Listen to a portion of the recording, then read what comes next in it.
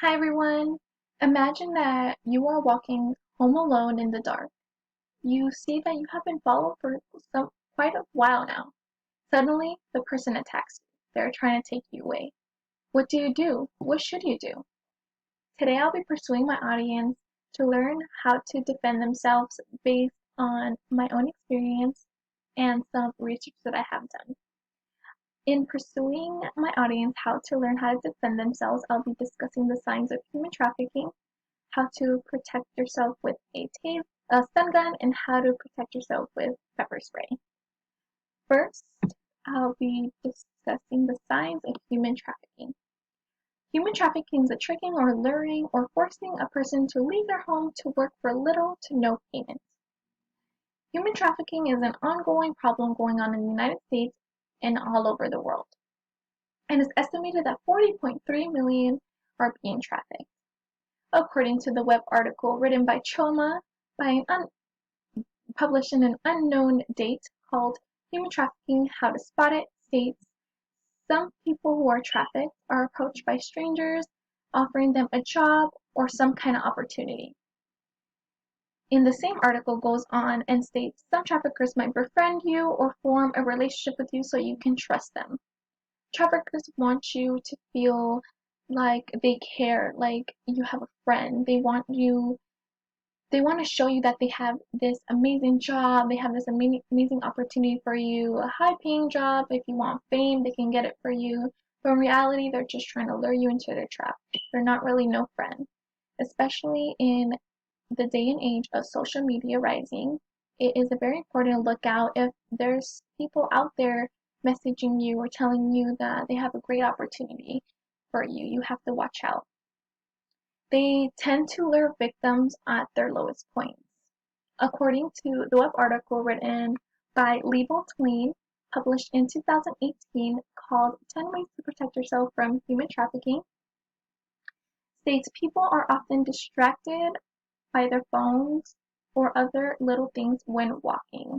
It's important to see your surroundings and see what's around you because you need to know. You want to know if there's been someone that's been following you for a while or something that just doesn't look right. And the same article goes on and states women have been forcibly kidnapped while walking on the street. That is another reason why you should be looking out because they just come up to many people and just take them. And I want to emphasize that it's just not just women. It can happen to men too. It can happen to anyone at any time. Now that I have discussed the signs of human trafficking, I'll discuss how to protect yourself with a stun gun. Second, a stun gun is a great way to protect yourself.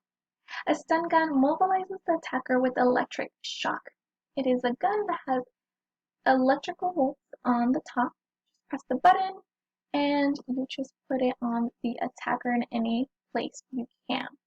According to the online article called The Benefits of Self-Defense Stun Guns for Women, written on May 23, 2013 by admin states, when you touch the prongs of the stun gun against the attacker for 3 seconds, it immobilizes the stun gun keys, the stun gun keys right into the nervous system. It gives an attacker an electrical shock and makes the muscles not work very well. Excuse me. A stun gun is very different than a taser. They usually get confused with a taser because they do the same exact thing. However, a stun gun is for close proximity. So when an attacker comes, you just hit it right away. And a taser does the same thing, but a taser is also for long distance. It can reach a person up to 15 feet away. Stun guns also come in different shapes and sizes. They can also be disguised into many things. For example, here in the PowerPoint, there is the picture of a stun gun disguised as a lipstick. So it just depends on your preference and how you want it. There is anything. Now that I have discussed how to protect yourself with a stun gun, I'll discuss how to protect yourself with pepper spray. Lastly, pepper spray is another great non-lethal method to get away from your attacker. According to the web article called What is Pepper Spray and Is It Dangerous?, written by David Railton, published September 25th, 2018, states pepper spray is a lacrimatory agent, meaning it stimulates the eyes to produce tears. The main ingredient in pepper spray is aleoresin capsicum, which is an inflammatory agent that is found in pepper plants. It causes many things such as a burning sensation in the eyes, temporary blindness, coughing, nausea, vomiting, and that can last up to 30 to 45 minutes. You should use pepper spray directly in the attacker's eyes at a close proximity so it won't get into surrounding things. You should leave quickly because you don't want that pepper spray going into your own eyes. According to the web article called Self-Defense Pepper Spray, When, Why, and How to Use It, written by Chris Nagori, published on March 22, 2018, states a purse or keychain is a poor location because the canister is not always accessible. The best place to keep your pepper spray is on a belt holster and outer pocket.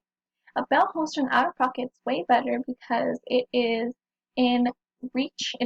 You can grab it easily and just spray it on because an attacker is not going to tell you when to attack. It's going to be sudden, and those are the best place to grab it quickly. In conclusion, I have discussed in persuading my audience to learn how to defend themselves. I have discussed the signs of human trafficking, how to use a stun gun properly, and how to use pepper spray. It's very important to look at your surroundings and always pay attention because you never know. Things can happen. It can happen in a second and it's also very important to be safe. But very important to have some kind of self-defense mechanism or anything just to protect you because it's better to be safe than sorry. Hopefully this speech can help you be safe in any place no matter what. Thank you.